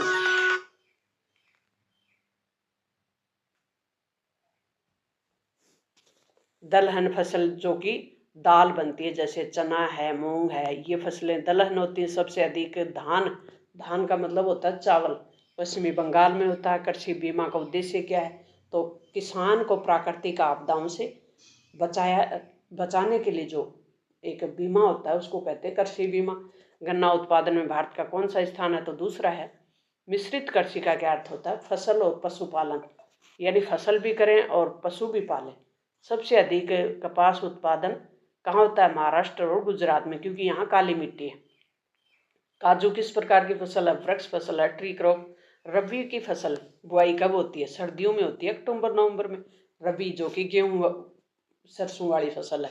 कृषि को समर्थन मूल्य निर्धारित होता है, भारत सरकार करती है। कौन सी खेती पूरी तरह मानसून पर निर्भर है? वर्षा आधारित खेती। रबी और खरीफ की फसलों में क्या अंतर है? तो रबी की फसल सर्दी में बोई जाती है, खरीफ की फसल मानसून के समय बोई जाती है, जैसे धान, चावल, बाजरा, ये होती है। जैविक खेती के क्या लाभ है? तो जैविक खेती को रसायन मुक्त खेती होती है, यहाँ केमिकल का यूज नहीं होता, प्राकृतिक साधनों का ही, प्राकृतिक खाद का ही प्रयोग किया जाता, पर्यावरण को हानि नहीं होती। सरकार किसानों की सहायता कैसे करती है? तो किसान समर्थन मूल्य देके, बीमा करके, उर्वरक सब्सिडी देके, तकनीकी सहायता देके सरकार मदद करती है। भारत में कृषि की समस्याएं कौन सी हैं? तो छोटे खेत जो टुकड़े हैं, खेती के टुकड़े, और सिंचाई की भी कमी है, मानसून पर निर्भरता ज़्यादा है, भूमि की क्षरण की समस्याएं ज़्यादा है, तो तकनीकी समस्याएं भी है, तकनीक नहीं है लोगों के पास, पुरानी तकनीक से खेती कर रहे हैं, जागरूक भी नहीं है, सूक्ष्म सिंचाई की तकनीक नहीं है लोगों के पास, जैविक खेती की भी जागरूकता नहीं है। हरित क्रांति यानी गेहूं और चावल को के उत्पादन को बढ़ाने के लिए क्रांति हुई थी, उसे कहते हैं गेहूं। बांस ड्रिप पद्धति, बांस ड्रिप पद्धति क्या है? अपने उत्तर पूर्व भारत में, असम, मेघालय वाले में, उत्तर पूर्व भारत में, विशेष रूप से मेघालय में, बांस बम्बो ड्रिप यानी बांस के पाइप में सूक्ष्म छेद करके उनसे बूंद बूंद सिंचाई की जाती है। नालियाँ टाइप यानी बांस के पाइप को नालियों के रूप में यूज किया जाता है, पहाड़ी क्षेत्रों में किया जाता है, और वर्षा जल या झरने के पानी को नीचे के खेत में उतारा जाता है। इस प्रकार से इसको कहते हैं बांस ड्रिप पद्धति। ये बांस के पाइप बना रखे हैं और इनमें होल कर रखे हैं, ये होल मतलब छेद, ये छेद है, इनके माध्यम से पानी टपकता रहता है और पेड़ों में जाता रहता है। ये मेघालय में है। कहाँ पे है? मेघालय में। तो इसकी प्रमुख विशेषता क्या है? कम पानी में भी अधिक फसल यहाँ उगाई जा सकती है। बांस का प्रयोग, प्लास्टिक की जगह बांस के पाइपों का प्रयोग किया जाता है, जो कि पर्यावरण के अनुकूल है। स्थानीय सामग्री का ही निर्माण कर लिया जाता है, क्योंकि वहाँ बांस खूब उत्पादित होता है। ढलान वाले उपयोगों में, ढलान वाले क्षेत्रों में उपयोगी है, क्योंकि गुरुत्वाकर्षण नियम का इस यहाँ प्रयोग होता है इसमें। तो इसके परंपरागत ज्ञान और आधुनिक तकनीक का सुंदर मेल है। जल संरक्षण में सहायक है, स्थायी कृषि को बढ़ा देता है, गरीब और सीमांत किसानों के लिए सस्ता और प्रभावी विकल्प है। स्थानांतरित कृषि क्या होती है? झूम कृषि जिसको कहते हैं, सेफ्टिंग एग्रीकल्चर अंग्रेजी में इसको बोलते हैं। तो पूर्वोत्तर भारत में विशेषतः किसान जंगल की जमीन साफ करके खेती करते हैं और कुछ साल बाद उस जमीन को छोड़ देते हैं और फिर नई जमीन पे खेती करते हैं, तो उसको कहते हैं शिफ्टिंग यानी स्थानांतरित कृषि। ये पूर्वोत्तर भारत में होता है, ये जगह याद रखनी है आपको अच्छे से, मेघालय, नागालैंड और मिजोरम में। जीविका निर्वाह कृषि क्या होती है? सिर्फ जीवन निर्वाह के लिए खेती करें, यानी खेती किसान अपनी ज़रूरत के लिए करता है, बाजार में बेचने के लिए नहीं करता, तो उसको कहते हैं जीविका निर्वाह कृषि। छोटी ज़मीन पे करते हैं और परंपरागत तरीके से पुराने औजारों से ही कर लेते हैं। गेहूं, चावल और मक्का इनमें प्रमुख फसलें बोई जाती हैं। परिवार के खाने के लिए उगाना इनका प्रमुख उद्देश्य होता है, लाभ कमाना उद्देश्य नहीं होता। फिर गहन जीविका निर्वाह कृषि, यानी ये जीविका खेती है लेकिन कम जमीन पे अधिक उत्पादन करने की कोशिश की जाती है। गहन जीविका यानी जहाँ लोग तो ज़्यादा हों, अनाज ज़्यादा उत्पादित करना पड़े और ज़मीन कम हो, तो वहाँ ये खेती की जाती है। इसका ज़्यादा श्रम होता है, श्रमिक ज़्यादा लगते हैं, समय कम लगता है, सिंचाई खाद आदि का उपयोग अधिक होता है, रासायनिक खेती खाद का प्रयोग होता है, एक ही ज़मीन पे बार बार खेती की जाती है। और भारत, चीन, बांग्लादेश घनी आबादी वाले क्षेत्रों में की जाती है। वाणिज्य कृषि, कॉमर्शियल फार्मिंग, ये खेती बाजार में बेचने के लिए की जाती है, ना कि सिर्फ खुद खाने के लिए। जैसे बड़े पैमाने पर खेती करना, मशीन, उर्वरक, आधुनिक तकनीक का इस्तेमाल अधिक करना और लाभ कमाना इसका प्रमुख उद्देश्य होता है वाणिज्य कृषि का। जैसे गन्ना बोना, कपास, मक्का, गेहूं आदि की खेती। रोपण कृषि क्या होती है? Plantation farming. इसमें एक ही फसल को बड़ी जमीन पे उगाया जाता है, जैसे बाग और फार्म।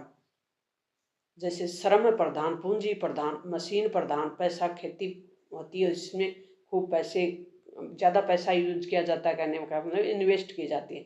और इसमें प्रमुख उदाहरण जैसे चाय के बागान, कॉफ़ी के, रबड़ के, केले के, यानी बड़े स्तर पर खेती एक ही फसल बोई जाती है। आमतौर पर विदेशी कंपनियां, बड़े फार्म मालिक ये खेती करते हैं। जैसे चाय असम में, केरल रबड़ में और कॉफ़ी कर्नाटक में। भारत में 3 प्रकार की फसल हैं। खरीफ की फसल जो कि बारिश के मौसम में बोई जाती है, सितंबर अक्टूबर में काट ली जाती है और इसकी विशेषता बारिश पर निर्भर है। बुआई के समय मानसून शुरू होता है, जून जुलाई में, कटाई सितंबर अक्टूबर में होती है। प्रमुख फसल मक्का, बाजरा, ये तो आपको ध्यान ही है। रबी की फसल भी आप कर लोगे, गेहूं, चना, सरसों है। जायद की फसलें जो कि बीच के समय बोई जाती हैं, मार्च जून के महीने में, मार्च से जून के महीने में। खरबूजा, तरबूजा, खीरा, यही है। तो ये बहुत सरल है। अब कुछ कॉन्सेप्ट ये देख लेते हैं। असम भारत का सबसे बड़ा चाय उत्पादक राज्य है। पश्चिमी बंगाल, खासकर दार्जिलिंग और जलपाईगुड़ी में, और तमिलनाडु नीलगिरी की पहाड़ियों में भी क्या होता है। केरल, मुन्नार, वायनाड जैसे हिल स्टेशन भी चाय के उत्पादक है। चाय की प्रमुख विशेषता देखो। चाय उत्पादन के लिए ठंडी और नम जलवायु चाहिए, पहाड़ी ढलान चाहिए, वर्षा 100 से 200 सेंटीमीटर, अम्लीय मिट्टी चाहिए। कॉफी उत्पादन, भारत में कॉफी सबसे ज्यादा कर्नाटक में होती है। उड़ीसा और पूर्वोत्तर अब छोटे स्तर पे उत्पादन ये भी करने लग गए। कॉफी उत्पादन के लिए ऊंचाई वाले क्षेत्र चाहिए। खनिज और ऊर्जा संसाधन, ये चैप्टर अपने आएगा मैप में भरना। भारत में लौह अयस्क का सबसे बड़ा उत्पादक है झारखंड। बॉक्साइट कौन सी धातु? एल्यूमिनियम। कौन सा है? धात्विक खनिज है, चूना पत्थर है। कोयला किस प्रकार का खनिज है? ऊर्जा खनिज है। कौन सा स्रोत अक्षय ऊर्जा है? सौर ऊर्जा। पुराना भारत का तेल क्षेत्र है डिगबोई, असम। कौन सा राज्य मैंगनीज का अग्रणी उत्पादक है? महाराष्ट्र। जल विद्युत ऊर्जा बहते पानी से होती है। इसमें जैसे ये मोस्ट इम्पोर्टेंट है, इसको देख लेते हैं। पारंपरिक ऊर्जा और अपारंपरिक ऊर्जा। पारंपरिक जैसे कोयला, पेट्रोल सीमित मात्रा में। अपारंपरिक यानी नवीकरणीय ऊर्जा के स्रोत हैं, वो अपारंपरिक है। जैसे सौर ऊर्जा, पवन ऊर्जा और पर्यावरण के अनुकूल भी हैं। बॉक्साइट एल्यूमिनियम के उत्पादन का प्रमुख स्रोत है। खनिजों का संरक्षण क्यों जरूरी है? क्योंकि ये मात्रा में सीमित है और पर्यावरण को भी हानि होती है इससे, तो इनको बचाए रखना जरूरी है। तो इससे बनने वाले महत्वपूर्ण प्रश्न हिंदी और अंग्रेजी दोनों में हैं। हिंदी वाले बच्चों को भी दिक्कत नहीं आए, अंग्रेजी वाले बच्चों को भी, इंग्लिश मीडियम वाले बच्चों को बहुत दिक्कत है।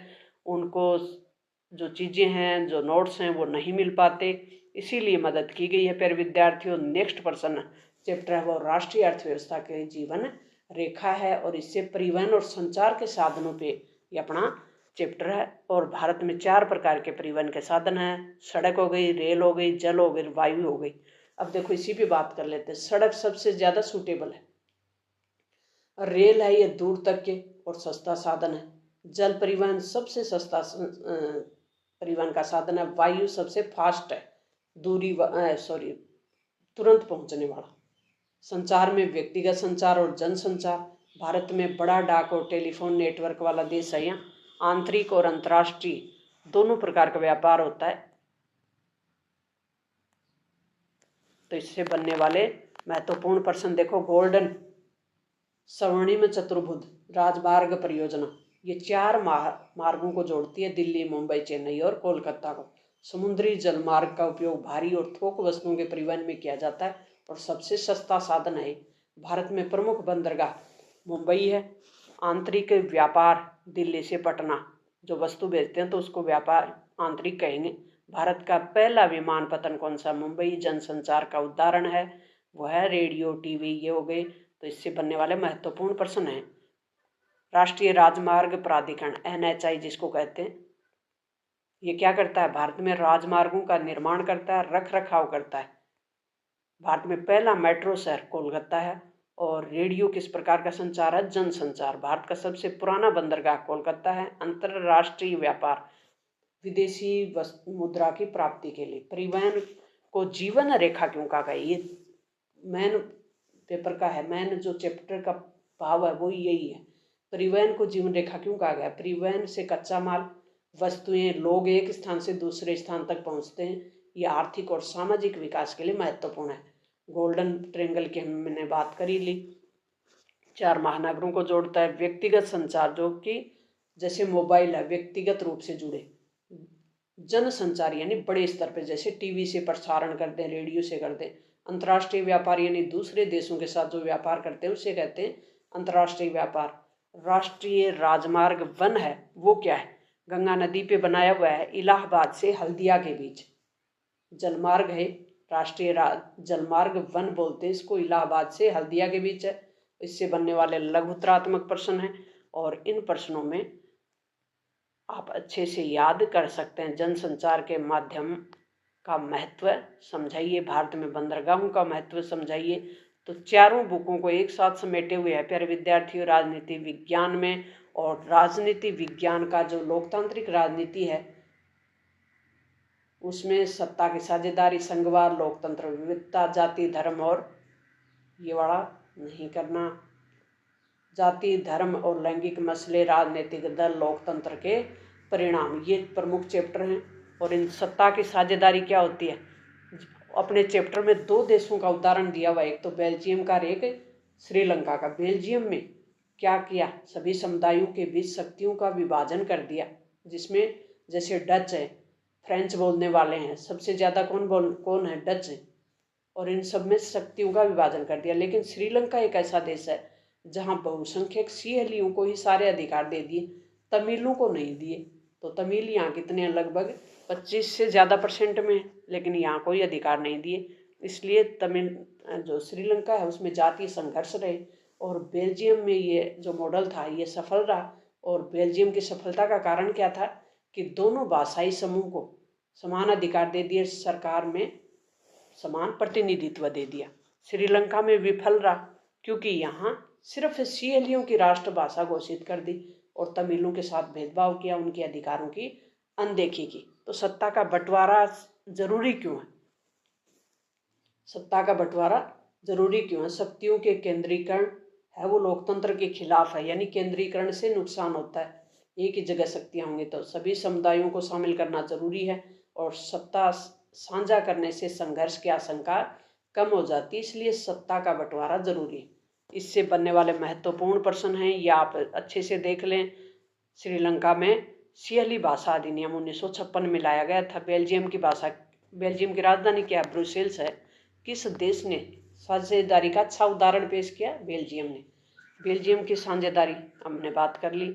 और यहाँ सामुदायिक सरकार का मॉडल अपनाया गया था। 3 स्तर पे शक्तियों का विभाजन किया। यहाँ कौन कौन सी? केंद्रीय स्तर और सामुदायिक स्तर। श्रीलंका और तमिलों के बीच भेदभावपूर्ण राज 1956 में सिंहली राजभाषा बना दी और सिंहलियों को सारे अधिकार दे दिए। तो वहाँ सत्ता की साझेदारी से संबंधित प्रश्न है, ये देख लें। नेक्स्ट हम चैप्टर करेंगे वो करेंगे संघवाद। संघवाद क्या है? फेडरलिज्म जिसको बोलते हैं।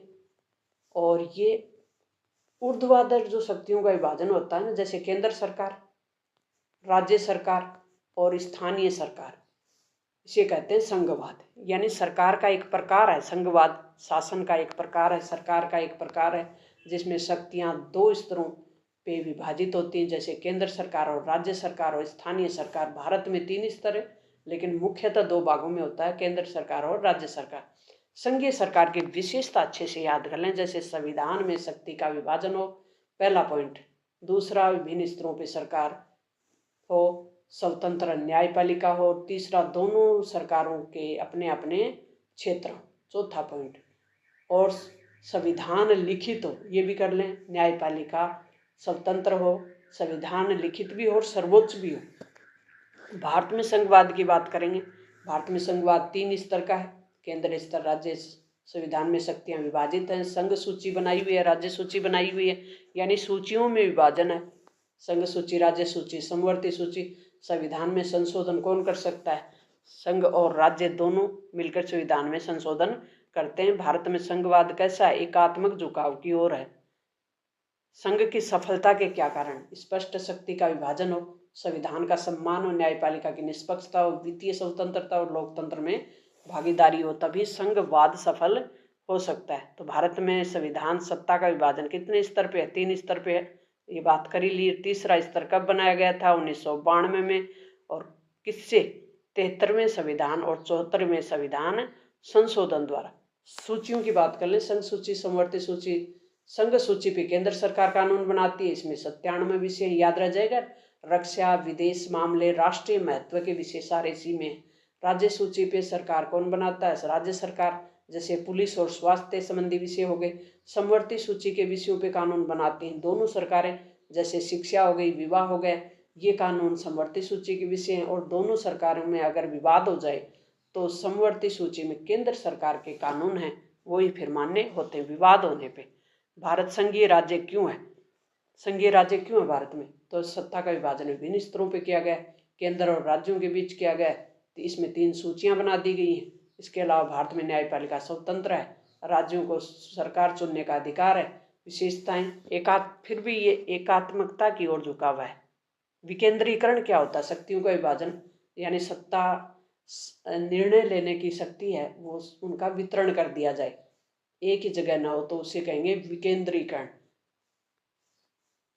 इसको देख लें अच्छे से। और केंद्रीकरण, इसका विपरीत, एकदम विपरीत हो जाएगा केंद्रीकरण। और भारत में इसका सबसे स्पष्ट उदाहरण है, वो है निर्णय लेने की शक्ति का विकेंद्रीकरण किया गया भारत में 1992 में। कब? 73वां संविधान संशोधन, पंचायतों को अधिकार देकर। 74वां संविधान संशोधन, नगरीय सरकारों को अधिकार देकर। और संघवाद से बनने वाले महत्वपूर्ण प्रश्न हैं ये, इनसे संबंधित देख लें। और 73वां संविधान संशोधन, स्थानीय सरकारों को संवैधानिक दर्जा दिया, जिसमें महिलाओं को 1/3 आरक्षण दिया। 1/3 का मतलब होता है 33% आरक्षण। संघ सूची के विषय पर सरकार कानून कौन बनाता है? केंद्र सरकार। और ये विषयों से संबंधित है, तो ये अच्छे से याद कर लें आप। कॉन्सेप्ट मैंने क्लियर करवा दिया। स्थानीय स्वशासन की शुरुआत 1992 में। पंचायत किस स्तर की सरकार है? स्थानीय की है। और विकेंद्रीकरण का कॉन्सेप्ट भी क्लियर करा दिया। भारत में कितनी भाषाओं को? 22 भाषाओं को संविधान में मान्यता दी हुई है।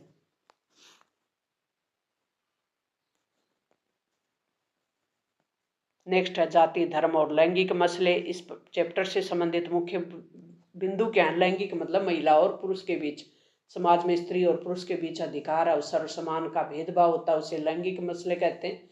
लैंगिक असमानता कहते हैं लड़कियों की शिक्षा कम, काम के अवसर, वेतन में कमी, राजनीति में महिलाओं की भागीदारी कम, ये क्या है? असमानता के मुद्दे हैं सारे। महिलाओं को राजनीतिक प्रतिनिधित्व, पंचायतों में 33% आरक्षण मिला हुआ है।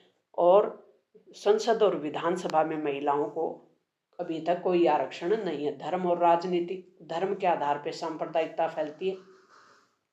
धर्म यानी मेरा धर्म श्रेष्ठ है, दूसरे का धर्म कम है, इसी के आधार पे जो विवाद होता है, हिंसा होती है, उसे कहते हैं धर्म की राजनीति, सांप्रदायिकता। क्या कहते हैं?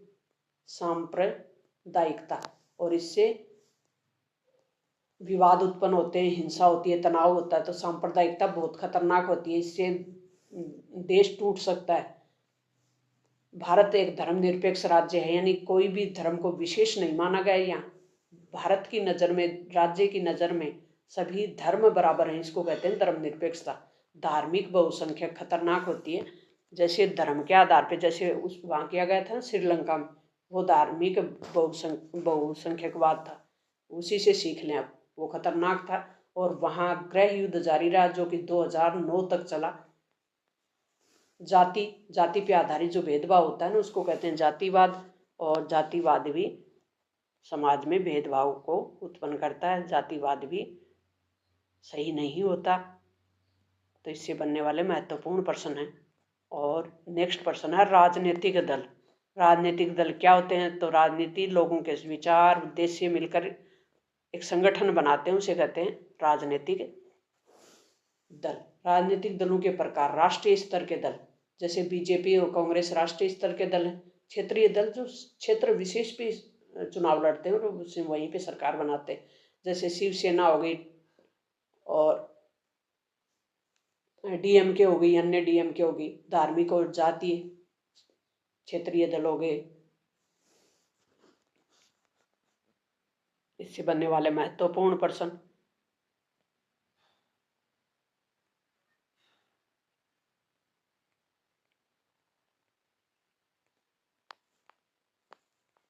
इंग्लिश और हिंदी दोनों में है प्यारे विद्यार्थियों। लोकतंत्र का परिणाम। लोकतंत्र क्या होता है? लोगों का, लोगों के लिए, लोगों के द्वारा शासन होता है, उसे कहते हैं लोकतंत्र। लोकतंत्र सबसे अच्छी शासन व्यवस्था क्यों मानी गई है? क्योंकि इसमें उत्तरदायित्व होता है। जनता की जरूरतों को ध्यान में रखा जाता है, समस्याओं का समाधान किया जाता है। फिर जवाबदेही होती है इसमें। नेता, सरकार जनता के चुने हुए होते हैं, तो जनता के प्रति ही जवाबदेह होते हैं। विकास, आर्थिक और सामाजिक सुधार भी जोड़ दिया जाता है। लोकतंत्र और आर्थिक विकास। हालांकि लोकतंत्र में आर्थिक विकास धीरे होता है। क्यों? क्योंकि इसमें निर्णय लेने में समय लग जाता है, विचार विमर्श करके निर्णय लिया जाता है, इसलिए समय लग जाता है। जबकि जो तानाशाही होती है उसमें आर्थिक विकास तेज होता है, क्योंकि यहाँ किसी से निर्णय नहीं लेना पड़ता, किसी से विचार विमर्श नहीं करना पड़ता। इसलिए लोकतंत्र स्थायी है, न्यायसंगत विकास को प्राथमिकता देता है। लेकिन अगर तेज विकास करना है तो तानाशाही है, लेकिन लोकतंत्र में स्थायी विकास करना है, न्याय संगत विकास, यानी सब तक न्याय पहुंचे। इस प्रकार का विकास लोकतंत्र में ही संभव है। लोकतंत्र और सामाजिक विविधता भी बनी रहती है लोकतंत्र में गरीबी, असमानता, यानी गरीब लोगों के लिए विशेष ध्यान दिया जाता है।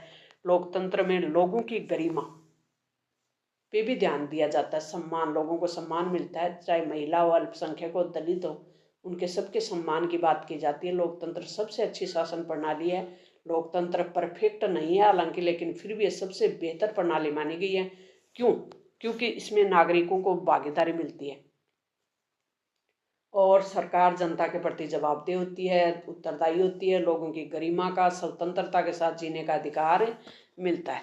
तो कॉन्सेप्ट क्लियर करवा दिए। इससे संबंधित प्रश्न है वो प्यारे विद्यार्थियों आप याद कर लें। और नेक्स्ट अपनी बुक है वो क्या है? अर्थशास्त्र वाली बच्ची है। इसका पहला चैप्टर क्या है? विकास है, डेवलपमेंट जिसको कहते हैं। विकास क्या होता है?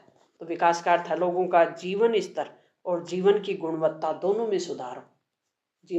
जीवन का स्तर भी सुधरे और जीवन की गुणवत्ता में भी सुधार हो, तो वो है विकास। हर व्यक्ति और क्षेत्र के विकास की परिभाषा और आवश्यकता हालांकि अलग अलग होती है। तो विकास से संबंधित जो भी प्रश्न है, विकास का अर्थ क्या है, विकास को नापता कौन है, तो HDI है, ह्यूमन डेवलप इंडेक्स। भारत में प्रति व्यक्ति आय किस संस्था द्वारा मापी जाती है? केंद्रीय सांख्यिकी कार्यालय CSO द्वारा। विकास का पहलू मात्र आर्थिक नहीं होता, इसका पहलू होता है सामाजिक और पर्यावरणीय भी। तो इस चैप्टर से बनने वाले महत्वपूर्ण प्रश्न, विकास का अर्थ क्या है, HDI क्या है? HDI में 3 फैक्टर होते हैं, जीवन प्रत्याशा यानी प्रति व्यक्ति आय, शिक्षा और स्वास्थ्य। इन 3 के आधार पे मानव विकास मापा जाता है। कौन मापता है मानव विकास को? मापता कौन है? मानव विकास को मापता है UNDP। और 3 फैक्टर होते हैं इसमें, 3 स्तर पे मापी जाती है, शिक्षा, स्वास्थ्य और प्रति व्यक्ति आय के आधार पे। तो इसमें से कुछ प्रश्न भारतीय अर्थव्यवस्था के क्षेत्रक, और इसमें 3 क्षेत्रों की बात करते हैं। प्राथमिक क्षेत्रक। प्राथमिक क्षेत्र कौन सा होता है?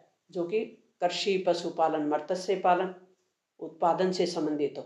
दूसरा क्षेत्र होता है विनिर्माण से, यानी जो उत्पादित वस्तुएं उनको उनका मैन्युफैक्चरिंग करें, इंडस्ट्री, ये क्या होगी? दूसरा क्षेत्र। तृतीय क्षेत्र हो गए जैसे सेवा, बैंकिंग, परिवहन और शिक्षा। और क्षेत्रक होते हैं वो संगठित और असंगठित दोनों भागों में बांटा है।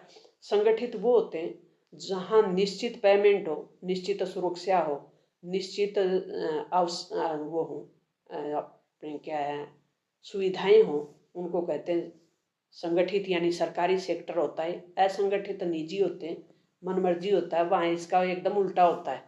कोई सुरक्षा नहीं, कोई निश्चित वेतन नहीं, कोई निश्चित भत्ते नहीं। सार्वजनिक और निजी क्षेत्र। सार्वजनिक जिसमें सरकार हो, निजी यानी कोई व्यक्तिगत हो, जैसे बिरला है, रिलायंस है, ये निजी है। इनसे संबंधित जितने भी पर्सन हैं उनको आप अच्छे से देख लें। हिंदी और अंग्रेजी दोनों में तैयार करने का प्रयास किया है। संगठित और असंगठित क्षेत्र में अंतर अच्छे से याद कर लें। संगठित क्षेत्र में कर्मचारियों का तय है, समय निश्चित होता है, वेतन, छुट्टियां निश्चित होती है, पेंशन निश्चित होती है, सुविधा निश्चित होती है, और सरकारी और बड़ी निजी कंपनियां हैं वो ये सब सुविधाएं देती हैं। असंगठित क्षेत्र में इन सब का उल्टा होता है, श्रमिक का शोषण ज़्यादा होता है। तृतीय क्षेत्र को सेवा क्षेत्र क्यों कहते हैं? क्योंकि तीसरे क्षेत्र का महत्व भी ज़्यादा है। तृतीय क्षेत्र सीधे उत्पादन नहीं करता, लेकिन अन्य दोनों क्षेत्रों का समर्थन करता है, दूसरे और तीसरे का। जैसे परिवहन हो गए, बैंकिंग हो गया, इन सब की ज़रूरतों को ध्यान में रखता है। और आधुनिक अर्थव्यवस्था में सेवा क्षेत्र बहुत बढ़ गया है। सबसे ज़्यादा क्षेत्र का योगदान है वो तीसरे क्षेत्र का ही है। सार्वजनिक और निजी क्षेत्र जिसमें सरकार का स्वामित्व हो, सार्वजनिक और जिसमें जैसे रेलवे है, डाक विभाग है, और जो निजी हैं जिसमें व्यक्ति विशेष का नियंत्रण हो, उसे कहते हैं निजी। छुपी हुई बेरोजगारी से अर्थव्यवस्था पे क्या? छुपी हुई बेरोजगारी किस खेती में होती है? बेरोजगारी किसे कहते हैं? जैसे लोग योग्य हो लेकिन उसे काम नहीं मिले तो उसे बेरोजगार कहते हैं। मुद्रा और साख वाला है नेक्स्ट चैप्टर। और मुद्रा का मतलब पैसा, मुद्रा का मतलब होता है पैसा। साख का मतलब होता है क्रेडिबिलिटी, क्रेडिट जिसको बोलते हैं, मनी और क्रेडिट। मुद्रा वस्तुओं के लेन देन यानी विनिमय का प्रमुख माध्यम है मुद्रा। तो ये तो आप कर ही लेंगे कि मुद्रा क्या है। इससे संबंधित आपको साख का मतलब होता है क्रेडिट, यानी साख का अर्थ उधार लेना या देना जिसके आधार पे मिलता है उसको कहते हैं क्रेडिट। इसके औपचारिक अनौपचारिक स्रोत है साख के। औपचारिक स्रोत कौन से हैं? चेक क्या होता है, बैंक कैसे काम करता है, इसमें सारे याद करने। बैंक जमा लेता है और ऋण देता है, लेन देन सेवाएं, ब्याज कमाना, ये सब काम इसी के हैं। इसी में औपचारिक अनौपचारिक ऋण के स्रोत हैं। औपचारिक कौन से हैं? जैसे देखो, क्यों जरूरी है गरीबों के लिए, क्यों जरूरी होती है गरीबों को औपचारिक स्रोतों से ऋण मिले? औपचारिक स्रोत कौन से हैं? बैंक वाले हैं, क्योंकि वहाँ ब्याज कम होता है, आसानी से ऋण मिल जाता है, आर्थिक रूप से आत्मनिर्भर बन सके और उनका शोषण नहीं हो, आर्थिक असमानता भी कम हो। क्योंकि अनौपचारिक स्रोतों से, साहूकारों से, रिश्तेदारों से अनौपचारिक स्रोत ये होते हैं, और इनसे ऋण लेंगे तो ब्याज दर अधिक लगेगी। तो इससे बनने वाले प्रश्न हैं वो प्यारे विद्यार्थियों। नेक्स्ट और अंतिम चैप्टर है वो उपभोक्ता आंदोलन का है। और उपभोक्ता अधिकार कौन कौन से हैं ये याद कर लें। उपभोक्ता है उसके भी कोई भूमिका है ना, उसकी क्या है उपभोक्ता होने का। उपभोक्ता को होने वाला शोषण, उपभोक्ता आंदोलन की शुरुआत, उपभोक्ता अधिकार, इस चैप्टर में सारे पढ़ेंगे। कोपरा क्या है? उपभोक्ता आंदोलन का ही दूसरा नाम है कोपरा, जो कि 1986 में बना था। और उपभोक्ता के अधिकार सीख ले। और इससे संबंधित जो संस्थाएं हैं, इससे संबंधित जो अदालतें हैं, 3 प्रकार की हैं, जिला स्तर, राज्य स्तर और राष्ट्रीय स्तर। और इनके अधिकार हैं ये देखो, ये आपको अच्छे से याद करने। सुरक्षा का अधिकार है, जानकारी का अधिकार है, पसंद का अधिकार है, सुनवाई का अधिकार है, निवारण का अधिकार है, क्षतिपूर्ति जिसको बोलते हैं, उपभोक्ता शिक्षा, ये सब जरूरी है। कोपरा 1986 के अधिकार अधिनियम को कहते हैं, का ही दूसरा नाम है कहने का मतलब। और इससे संबंधित जो ISI मार्का है ये किस लिए है? इलेक्ट्रिक सामानों के लिए। एग मार्क है वो खाने के कृषि उत्पादों पे और खाने के सामानों पे है। फिर जो उपभोक्ता अदालत का सबसे ऊंचे का स्तर है वो कौन से है? राष्ट्रीय अदालत सबसे ऊपर है और सबसे नीचे की अदालत जिला अदालत है। और इनमें सुनवाई के लिए अलग अलग है कि इतने तक का ये करेगी और अलग अलग इनके फॉर्म बने हुए हैं। जिला फॉर्म, यदि कोई उपभोक्ता खराब वस्तु खरीदता है तो वह सबसे पहले कहाँ शिकायत करेगा? जिला उपभोक्ता अदालत में करेगा। उपभोक्ता किसे कहते हैं? जो सामान का उपभोग कर रहा है। जैसे हम चीनी लेने जाएं मार्केट में तो हम उपभोक्ता हैं और इसका लोगो क्या? जागो ग्राहक जागो। और ये उपभोक्ता मामले के मंत्रालय द्वारा लोगों को जागरूक करने के लिए चलाया गया लोगो है। तो प्यारे विद्यार्थियों, ये पूरी सामाजिक विज्ञान को समेटकर आप तक पहुंचाने का प्रयास किया गया। Thanks all the best.